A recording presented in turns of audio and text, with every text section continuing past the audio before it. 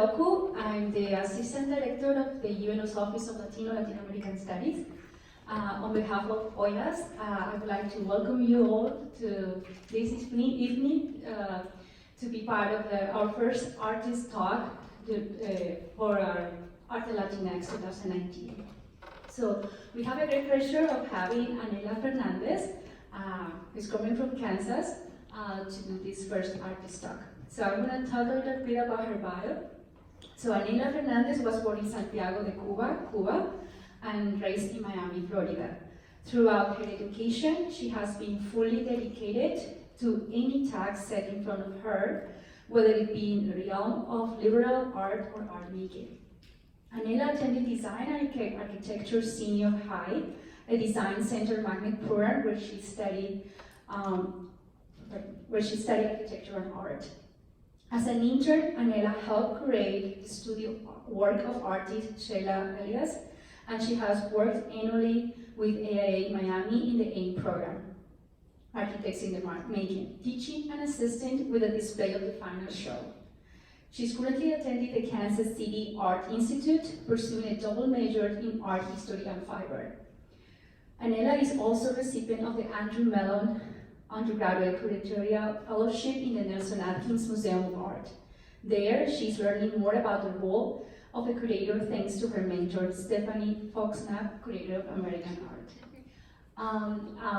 ArteLatinX is generously supported by the Nebraska Arts Council, Humanities Nebraska, UNL Multicultural Affairs, the Sherwood Foundation, and Omaha Foundation. So we are so glad to have you here. So I just want to pass to Anella.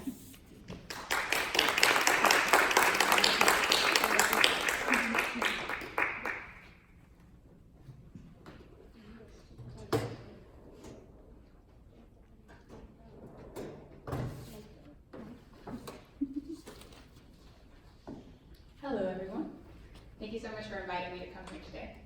So my name is Anella Fernández. I'm a student at the Kansas City Art Institute and a Curatorial Mellon Fellow. You already knew that because you said it. I'll be talking about culture, my cultural background, artistic practice, and thoughts on representation in art history and what it means to be Latinx. So I was born in Santiago de Cuba, and by chance, my mother won a raffle in Cuba, and the raffle just so happened to be to bring her entire family to the United States. So I came to the US, and although I was there at the young age of 3, I was able to be immersed in my Cuban culture and other Latinx cultures because I grew up in Miami, which is a melting pot of different Latinx cultures, as well as Haitian cultures, and even others. So it was not until I went to college at Kansas City, Missouri, that I realized the lack of diversity in the rest of the United States. Growing up in Miami and seeing all these different cultures, I thought that was the world. I thought the entire world was different and we were all be able to accept one another. And then I came to Kansas City, Missouri, and not to bash on Kansas City, Missouri, but there is a huge lack of diversity.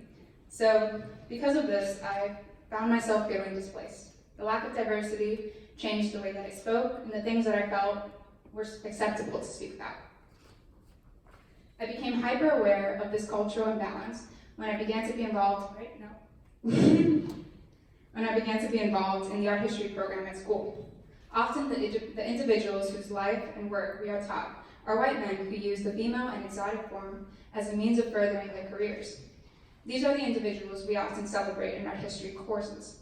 Today, while many colleges are unpacking the issues of these long-celebrated individuals, many other institutions are still teaching traditionally, with admiration alone. For instance, many AP programs across the United States, art history AP programs, never really teach students how to critique.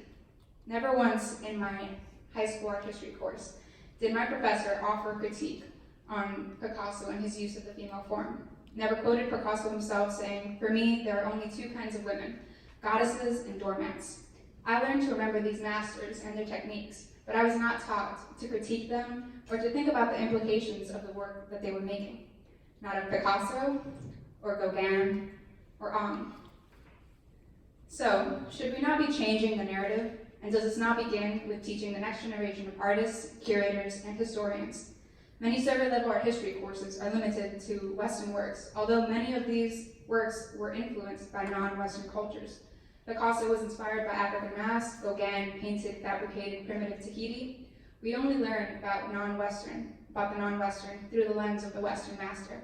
It is only when a student seeks another avenue of their own that they can truly learn about these objects and individuals. I've been thinking a lot about cultural representation, and it's becoming more important to me in my work, but I'll talk more about that in a second. For now, the work I'm about to show is devoid of human subject and lacks any reference to the maker's identity. With most of my fiber work, I chose to have it be devoid of the figure and focus on refining the craft. In doing so, I became interested in color and gradation. I enjoy working in fibers because it is a very technical field and requires a good grasp of the nature of the material one works with. For instance, for this, all the yarn was hand-spun wool. Spinning is a difficult process because it is a balancing act of tension and proper hand movements, and can sometimes be meditative when you get the hang of it. This was an exploration of gradation in dyed wool, and I chose the two colors, slowly turning from one to another, rather than just leaving them in a ball of yarn. I decided to display it, and it created this, and this was done by, as you can see, using pins that were equidistant on the wall and then wrapping the cord around it. So this became an inspiration for larger work. So this is called Cord 2, and it's about 5 feet by 5 feet. In it, I investigated how the twists of yarn and color can create an illusion. I took inspiration from color field paintings and the feelings they seek to evoke. I chose red and yellow in order to give a sense of warmth. The twist of the yarn I explored with a spinning wheel as I hand-dyed these colors that were red and yellow, and then I spun them together in different orientations. And as you can't really see it here, but as you get closer, they give you different directions of the yarn. And because of the white wall showing through due to the pins, as you move, the density of the yarn changes and your eye is caught to look back at it. So you can see the difference between looking at it up close and looking at it from the side. So I was really interested in making work that simulated dyes. So I took a stab at textile design. And this collection I called the Wonderwall collection. I created pillows, and these were digitally designed and then transferred onto screen printing, which I did by hand, in which I explored how overlapping colors can create a moire effect. And moire, as you guys might know, is, hold on, you can't see it. Is an effect that is caused when two really compact patterns are overlapped against one another. And you can often see this on your TV screens, and as you move around, it often changes. So I became interested in how overlapping type patterns can create moire and interesting colors. And this leads me to, as you can see on the image on the far right, one of the scarves is a vertical gradation from blue to yellow. And I took that and transferred it into a weaving. So in this work, I set up the warp, which is the vertical component of any weaving, with a yellow to blue gradient. And then I wanted to figure out if by adding a horizontal version of that, in addition to, okay, do you guys know what weaving is? It's the vertical components and horizontal components. So by getting a vertical gradation and a horizontal gradation overlapping them, I should theoretically get a diagonal gradation, which is what I was aiming for. But then what ended up happening was, because of the way that I set up the loom, rather than just a plain weave, that is just an in and out, it's a twill pattern, which is a sort of zigzag. And this code started to appear randomly. And I became really interested in this code because I had no idea that it would happen until it began happening right before my eyes. And as I changed the amounts of blues and the amounts of yellows, different things began to appear. So in that detail, you guys are seeing an equal amount of blue and yellow towards the middle, but towards the top it's more yellow, and towards the bottom it's more blue. And you can see how that changes all of the designs. And I became really interested in this, but this happened by accident. So what would happen if I applied that into something that was purposeful? So I was able to do this, and this was about corruption of color. So here I had a better understanding of the color manipulation, and I adjusted it in order to create a halo effect by mirroring the color gradient. And this I was able to accomplish by mapping out what I wanted. So this is a map that counts my foot petals. So on a loom, there are various foot pedals. So the numbers correspond to the foot pedals, and then the colors correspond to the colors. And so this would tell me when I had to change yarns and when I had to change feet in order to be able to do this. So I had to do one horizontally, and then I had to do one vertically in order to get this effect. And you can see in the middle photo, there is a diamond pattern, but that diamond pattern begins to dissipate more and more with the inclusion of the blue. So I became interested in the corruption of this code that I was created. And that led me to my next work, in which I added a third color because I wanted to challenge myself and see if I could still do this with third color. I can, but it was just very hard because you can imagine what this graph looked like with 3 colors. So most of the work that I've shown thus far has shown a process of design and planning as important elements in the production of the work, and this stems from my architectural origins. I studied architecture and interior design at Design and Architecture Senior High, a magnet program in the design district of Miami. So for 3 years, I took architecture and slowly built myself up to larger and larger projects. Oftentimes, they were juried by other architects or fellow students. So for one of my projects, we were tasked to design a peace park. So this involved a lot of ideation, so looking at things for inspiration, analyzing what symbols of peace meant, and what different flags would mean as a symbol of peace, analyzing the site, and then conceptualizing different ways to execute this. So for my final work, I decided to create a collection of cubes that looked as if they were about to topple over in order to represent the fragility of peace. And so this would be in the design district, and obviously this was never built, but this was one of my projects. Another project that I worked on was a team-led project that was about 4 months long, and we designed this to be a live-work exchange location for artists that would come to visit Miami. So again, we analyzed the site, we looked at inspiration. So for this project, our inspiration was current, so this idea of people coming and going, and we came up with a U shape that would allow for people to enter and leave as part of their path, rather than just going down a boring sidewalk. So this was what we ended up with, and every single level had a bridge between the 2 buildings. And as you were on the bottom floor, or any of the floors, you would look up into this marvelous greenery. As you can see there by the SketchUp models, that's what it would look like as you entered it. And so while both this fiber and architecture work are valuable and very enjoyable and technically driven, it still plays a role in a lot of my projects, I recently turned my attention to more feminist work. So 2 years ago, I made this work. This work is called The Dolls That Rose, and it's currently on exhibition at Lead Bank in Kansas City.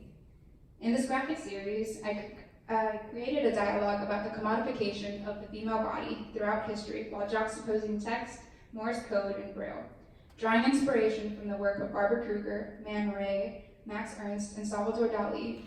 I used images from antiquity, advertising, photographs, and art history. The work of Titian, Edouard Manet, Claus Altenburg, Hans Boehmer are juxtaposed against quotes from artists Carolee Schneeman's Interior Scroll, Sigmund Freud's Studies on Hysteria, and from the Come for Women documentary, The Apology. And although it doesn't translate very well digitally, there's handwritten Braille on all of these that are excerpts from Maya Angelou poems, Still I Rise, about confidence and femininity. This contrasts the fetishized female nudes in each collage. The Braille is not seen, it is felt, explored, and learned.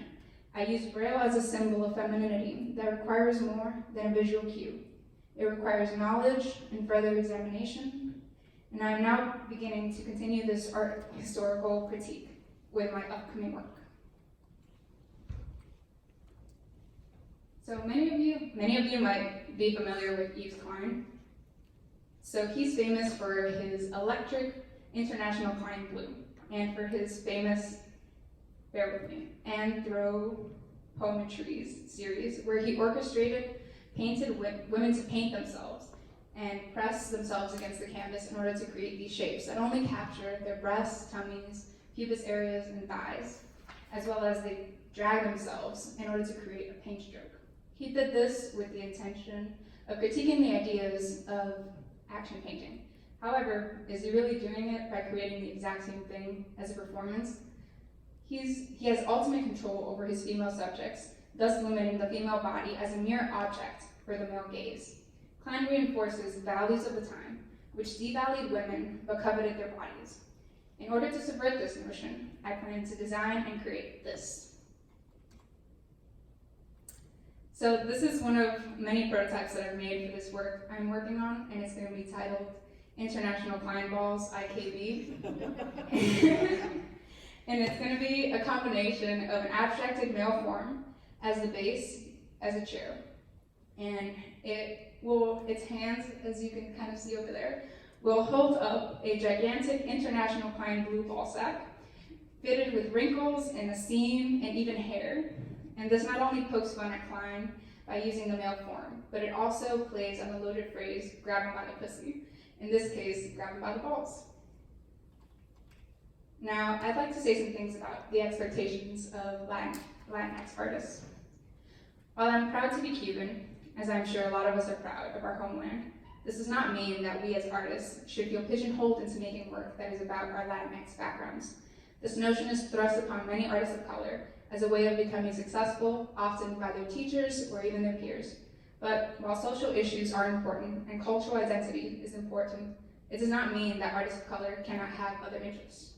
This means that as an artist of color, I can make any kind of work I choose, whether it be this, or this, or this. So to be Latinx for me is a constant reminder of the two sides of myself that I sought to keep apart, feeling as if they could never or should never interact. However, I realized that being both Cuban and American, there's no need to feel like I need to be one or the other, but rather embrace these two sides of myself as one. This is not black nor is it white, but rather every beautiful shade of gray in between. This is subject to change with our feelings and surroundings. Which brings me to my next point, my surroundings.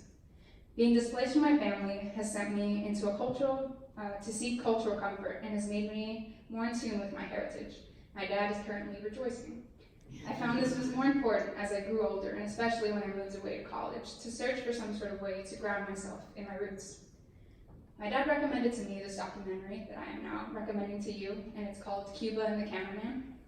And it traces, if you're interested in Cuban history at all, or the history of communism really, it's a documentary that traces the 5 decades of communism and how it changed Cuba, with a cameraman that returns to and from Cuba, from America to Cuba every couple of years, and he visits the same people to see how their lives have changed with the development of communism.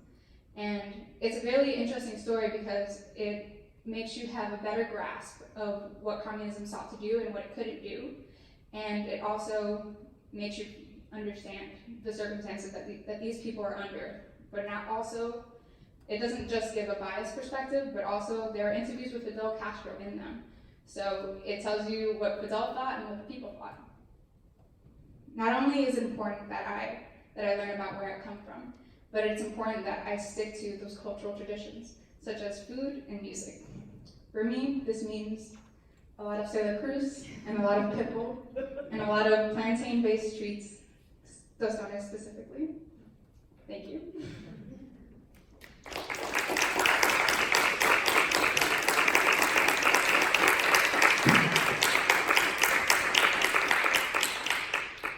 So does anyone have any questions? Yes? Well, can you keep going back? Actually, it's maybe no, that was wrong. The other direction. Sorry. I mean, that's, that Hold on. image of the balloon is out of this world. This one or this one? That one. And then, when this image comes up, you start talking about codes that you're weaving and such. I'm just kind of curious about the code building process. Is it, how are these codes being built, and if there's any sources from which you're drawing, what might they be? I think that when I say codes, I don't mean like there's actual codes in them. I'm not like writing secret text, but rather I'm allowing the material to start to create its own code. So I'm just giving it the opportunity to create the code by giving it like by changing the color as I so please, and then allowing that code to reveal itself as I begin weaving. So for me, it's a surprise. I have no idea what the code's going to be until I see it before my eyes. So, if you're manipulating the threads as they're going into the, into the weaving, and the woven bits are already sort of exerting their influence on it, how conscious are you of like the balance of control or struggle between yourself and the loom at any given moment? I understood the loom very well. Like I have a hard time surrendering control. So I like made sure I knew every single thing that could go wrong with this loom, and I accounted for it, which is why I prepped so much for it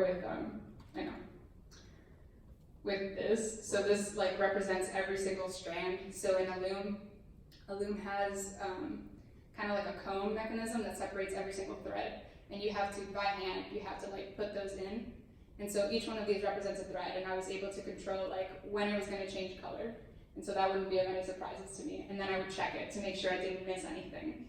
And then I would do the horizontal one, and I would constantly, like as I did one, I put a highlighter mark on it. As I like move my feet and open the next step, shoot it, put a highlighter mark. So it was step by step by step by step, and just like making sure, and then like looking back to make sure I didn't mess up. Reading your weave draft, like, am I looking at which is the work and which is the weft, or is it more? This is just the weft. So this is, the reason it's in a grid is because that's the way that I divided the color. So eventually, I think it's like 28 of all one color, and then in the next one, it would be 27 of blue and then 1 of yellow, and then move on until it was only yellow, and then move back. And so this was just for me to understand the color. And then I would make a separate chart for the warp. Okay. That was so longer. This is just your color. Yeah. Okay. Thanks. I wanted to ask, so I'm assuming you had learned dyeing because of the way what you talked about that first spun thread that you were dyeing, spinning, and weaving. What other approaches to textiles are you thinking of exploring? And I'm thinking about something that maybe not you can't control as easily, like crocheting or knitting that isn't as tight. Well, knitting is actually very structured, and so is crocheting. But I know both. I always of them. think it's so tight when everything is all with the shuttle, so it gets it. Oh, all you mean tight. like the actual density of it? Again, kind of the weave of it, yeah. I'm working with knitting now, so the International Twine Balls, IKB, that's going to be knitted, and so I am kind of like, that one's going to be a little bit more freeform because, balls are organic, so it's like kind of, that's going to start off however I so choose. The only thing that's going to stay consistent is like a seam that runs down the middle, but that's going to be more organic. I think with weaving, I really wanted to have control because I wanted a very particular result, but you can't always get that with dyeing. So in dyeing, you have to surrender yourself to the medium. And there's also this thing called shibori, which is Japanese resisting. Japanese like tie-dye, basically it's like fancy tie-dye, where you are putting pressure on certain areas so the dye can't get in, and you have no idea how much dye is going to get in, or where it's going to get into, or where it's not going to get into. So it depends on what you can, like certain materials don't allow themselves to be controlled. So for weaving, I chose to not surrender control, but for knitting, it can become more organic as I so choose. Yes? How long did it take you to make this loom? Make which one? This weave sheet that we're This was the longest part.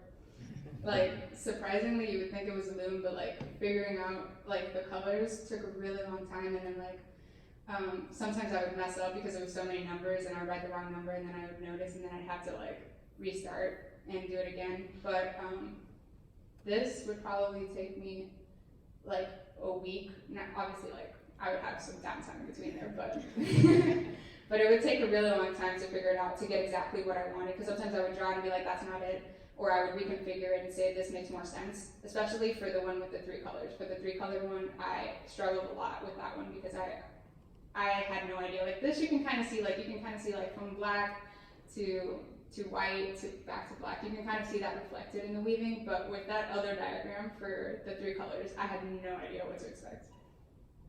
Seems really ridiculous.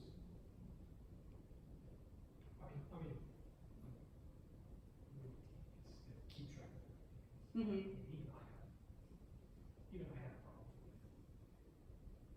keeping things that precise. I find that really admirable in your work. Thank you. I have a question more about a little bit more background. How encouraging were your parents when you decided that I'm going to study art? My dad to this day thinks I'm studying architecture. I think he kind of knows now that I work at the museum. He's like, well, architects and museums, that doesn't really go together. But I think they try their best to understand, but my parents are very traditional people. And I mean, the most art they know is like the art that they were taught, which is all European art. So we went to Italy for a trip and they were like, oh my God, you know so much. But then like if I ever try to explain contemporary art to my dad, he's just like, I don't want to hear it. So they're supportive and like they want me to do whatever I want really, but they don't necessarily understand everything or want to understand everything. On that same line, why did you choose the Kansas City Art Institute? Well, it's actually the #1 school in the United States for fibers, and they gave me a good scholarship. What was it about fibers that drew you there? Okay, so I was in architecture in high school, and I went off to pre-college, and I didn't take architecture, I took something else, but someone else took architecture, and I was like, wow, this sucks. And I was like, I don't want to do this, and I was like, I don't know what I want to do anymore, I don't want to be an architect, but can I be an artist? I don't know, and I think I kind of struggled with that. I painted, I think as most preliminary artists do, and then I eventually wanted to learn to knit, and then knitting became a way for me to just like manipulate something and have fun. I found like with painting, I was really like trying like really hard. Not that I don't try hard with fibers. With knitting, at least you can kind of surrender it to whatever you want. So I started doing embroidery with like knit material, and I created this series of like it was like moss. So I would use like green yarn, and I would embroider it on things and put them on people as if like plants were like sucking on them. And I just found that was really fun, and I had no idea what else I would be interested in. So I was like, okay, I'll do fibers, and then I did, and it became super interesting. And it's even more interesting now as I'm taking a fiber history course, and I'm understanding how everything is the way that it is now and the reasons for that.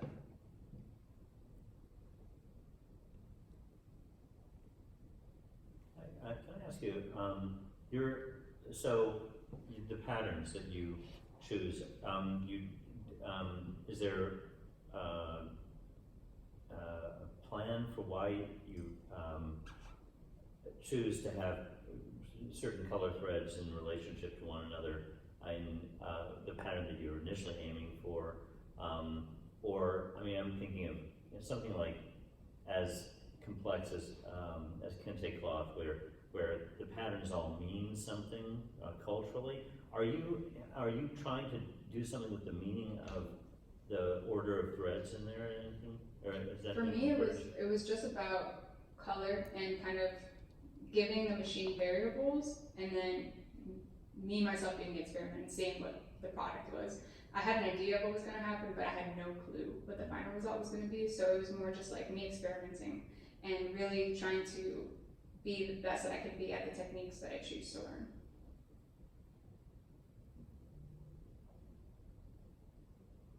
Is there a reason you put the Maya Angelou quote in your female work pieces? That I did put it? Yes. So it was to juxtapose the idea of like Maya Angelou, and that particular poem, Still I Rise, is a lot about confidence and femininity and just like being yourself and not like being strong. And I think a lot of times and throughout history, women have been oppressed and they have been muses so often, but little have they had to have their own voice. And so it's just about putting all these images of women whose bodies have been used and oftentimes made money off of or have been put in history books without knowing who these women are most of the time. And then Maya Angelou just like behind that saying, "You're still strong."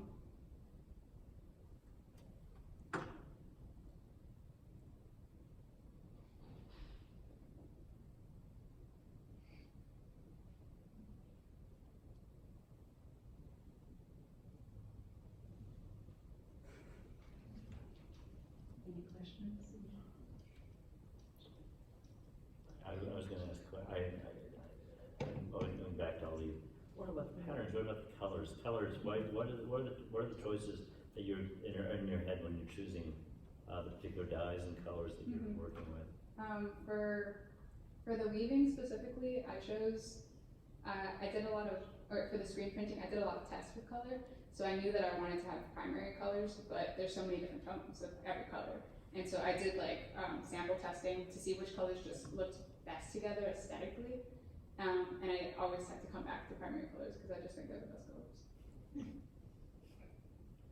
But they're no longer primary once they get other things woven in. Yeah. Yeah, right.